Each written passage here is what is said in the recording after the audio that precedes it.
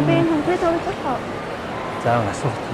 Энэ манай охин энэ хөгжмөлийн сонирхол эндэрний тоглоод болсон за. Сайн нэг сурсан юм а толчтой.